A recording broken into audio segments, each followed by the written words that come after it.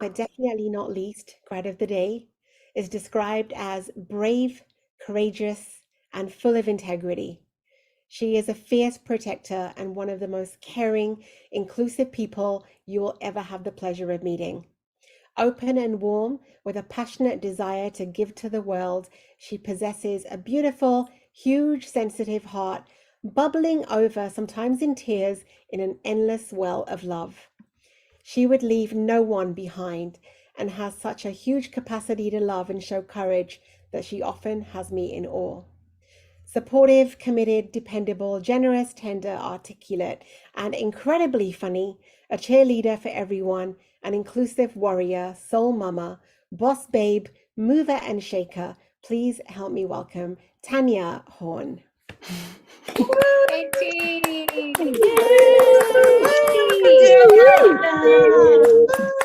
Yeah.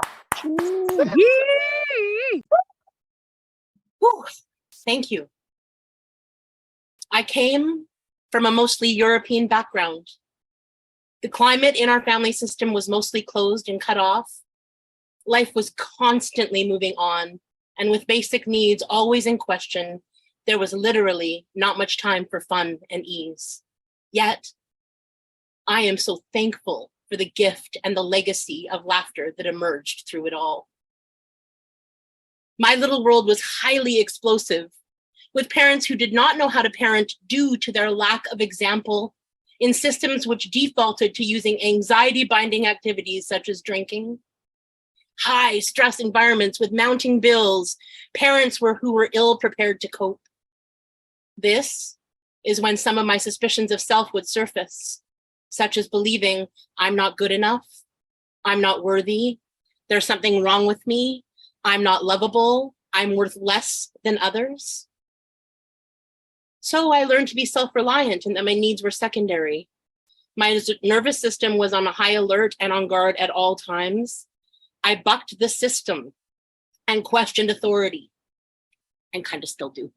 My voice was loud, and I often found myself in trouble being reprimanded for speaking my truths. So, as a result, I kept getting louder and more volatile and combative.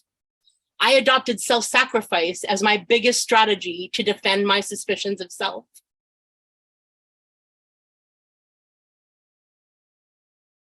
The intensity of managing my and my children's traumatic life events haunting us, causing further stress and an inability to cope. These things accumulated and I moved into autopilot, burdened by my mental health issues.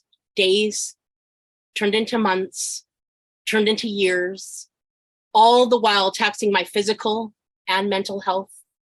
I learned dark and deep self-loathing practices, which created harsh, critical thinking playing on a continuous loop in my head.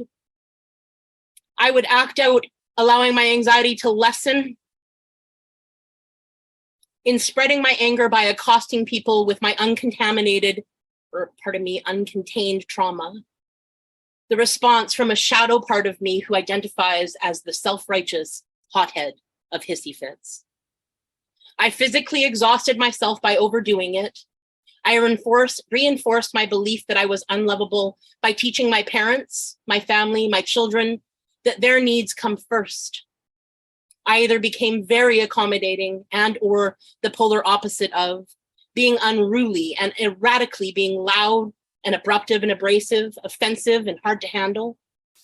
It was a perpetual cycle which would exhaust my spirit and torment those around me.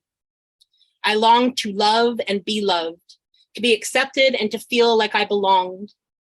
The prices I would pay would nearly be my demise. Thankfully, my Prac journey would bring these ego defenses and real costs to myself and others to light. I reflect in which my ignorance and intolerance has led me to act out or hurt others in my default pattern. To my father who has passed, I blamed you for things that were not your burdens to carry. To my mother, I acknowledge how many times I railroaded you and our household and took everyone hostage through my strength and disregard for others. Kirsten, I apologize for all the times I scared you, for my torment which has caused you emotional and physical pain. For all the times that I took my inability to cope and manage my own shortcomings out on you and made you feel unsafe in our family home. To my children, Cam, Riley, and Maddie, oh God, my heart agonizes in knowing in all the ways that I have hurt you. My negligence, anger, volatility must have been scary and unstable, which sadly has brought a burden upon each one of you. To Cam, I am sorry for bringing you into chaos and for the instability to put upon you the effects of trauma and neglect and the burdens you wear. To Rybear, I am so sorry for the messages you received that your feelings and needs did not matter. I am sorry for teaching you to caretake others and overfunction at a cost to your own personal health and wellness. To Maddie Page, I am sorry for the hate and vitriol I have carelessly put upon you for those parts of me which I see mirrored in you. I am sorry for the violence that was present in your childhoods as it caused some insecure attachments, and I acknowledge that must have been very scary for you all. To my mom, dad, and to my sisters, Diana, Joanne, and Kirsten, to my kids, Cam, Riley, and Maddie, to my kids' partners, Ayla, Terrell, and Caleb, as well as Jenny Lynn, Auntie Lou, Uncle Eddie, and so on, and most of all, my partner, Ken. I am sorry for all the times in which my needs have trumped yours, for all the times when I was not careful in my regard to including your feelings, to your needs, to your considerations and desires, for all the times in which my carelessness has caused any of you grief, pain, and sorrow. I am sorry. And finally, I apologize to myself. T, I account for the critical voices from your shitty committee playing relentlessly in your mind. False beliefs became your reality, where you have paid high prices in order to feel and be worthy of loving and being loved. I am so sorry I abandoned you, negating and disowning being your most authentic self. I acknowledge that your pain has been lonely and dark. Your needs were forsaken, and you treated yourself with such disdain and cruelty.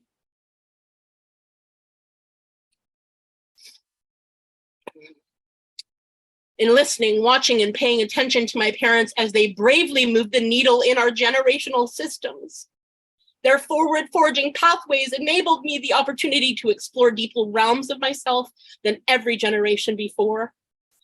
With this opportunity came great responsibility, being asked to raise my abilities and my capacities at every juncture. And I met those things with the heroic heart of this tenacious T. These shifts allowed me to take ownership of my own healing, to engage in digging deep and bringing upon more change in the system. It has not been an easy road, but it has created change, and change inspires and begets change. I am grateful for the incredible privilege to know that my life has and will continue to make a difference in my family systems and beyond. This brings me to the values I feel guide my life. I stand for kindness. I strive and stand for acceptance. I champion inclusion. I stand for authenticity and being genuine to who I am and allowing you to do the same. I stand tall and use my voice, continually bravely speaking up in those times I feel drawn or called to do so. I stand for freedom and autonomy. I stand for fun and leveraging the power of healing and the laughter that it offers. I stand for play and allow joy to determine my priorities. My heart strengthens the fabric of goodwill in the world. I will allow love to lead me in my practices with self and others. My heart will remain steadfast to continue to meet people where they're at. I allow my innate wisdom to be my compass, determining my courage and my course of action in the next steps and desires for me. I continue to utilize my strengths to strengthen others, and while doing so, I practice humility. I am prepared to take life as it comes with more ease. I commit to continue to learning how best to honor my most authentic self. I am committed to continuing my meditation practice, allowing my peaceful state to be the guiding force in my journey. I remember to be in service to my joy daily. I commit to practicing those things which ignite my spirit and sing to my soul, like singing and dancing, creative outlets, and stand-up comedy.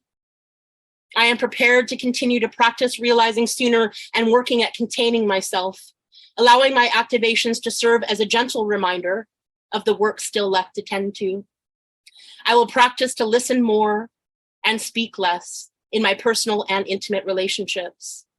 I commit to formulating how best to use my life in service to others while maintaining my ability to commit to doing my 100% of the 50%. I will continue to ask my question, Molly, you'll love this. Is this my backpack? I own my ability to hold space for others as profound and mystical. My intense and acute ability to pay very close attention were born out of a requirement and have turned into such a tremendous gift. My tenacious heart has emerged through every battle in this life with outstanding resilience and grace. The vastness of my capacity for offering and sharing vulnerability is continually escalating, inviting and compelling others to do the same. My superpower of adding levity through humor proves continually to be a beacon for myself as well as others. I have a huge heart and I love deeply. All of these unique and special qualities I am learning to own are echoed in the eyes of others as I see myself through their lenses. Utilizing my laughter enables my ability to bring joy even in the depths of sorrow and grief. In my relationships, I will continue to strive for bettering myself. My historical default of overfunctioning will be continuously acknowledged and examined. Mom, may you come to understand the gratitude I hold for you showing up in this part of my life as a constant and for being my cheering squad. To my sister Kerr, thank you for strengthening your own abilities and to lean into your own leadership and follow life as you see and feel. You have been a great teacher for me. To my sister Diana, thank you for all the endless love, care, and support. I see and feel the ways you cherish me, and I feel important in your presence. To my sister Joey, thank you for your ability to meet me in the laughter. The ways we get to connect in laughter have my face and belly hurting when we're together. To my son Cam, thank you for your love and devotion. Thank you for continually teaching me to keep reaching for my next choose your own adventure. To my daughter Riley, thank you for your soft love. I feel so held and appreciated in your presence. I adore witnessing you rise to the challenge of being a parent. You continue to ripple the changes being made in our family systems and beyond. To my kid Maddie Page, they, them, thank you for your unique spark of magic you add to this world. I so value you and have come to appreciate our similarities and our differences. Your mirror is one of my treasured teachers. To my nephew Koa, thank you for accepting and loving me just as I am. To my beloved granddaughters Mila and Sophie, being your Gigi is my ultimate honor, and finding an ever-deepening love makes my heart sing. To my beloved Ken, thank you. I am thankful for your love, your patience, your example of kindness, and the grace you extend me. To all of my loved ones, I love you. You matter. I see you. I feel you. You are important. To Craig and Melody, you have held space and lovingly guided us through some intense self-development and training in Prac 3. I will forever remember and cherish our time together. To the lurkers, thank you for your dedication to giving back into a system you once came up in. To my fellow classmates, wow, what a ride. To each of you, I am grateful, for without you, the same picture, circumstances, and impact would not have emerged. It has been a privilege to be real with you and feel into real love, real compassion, real acceptance, real belonging, real triggers, and real opportunities for healing available here in this lifetime. From the depths of my soul, thank you.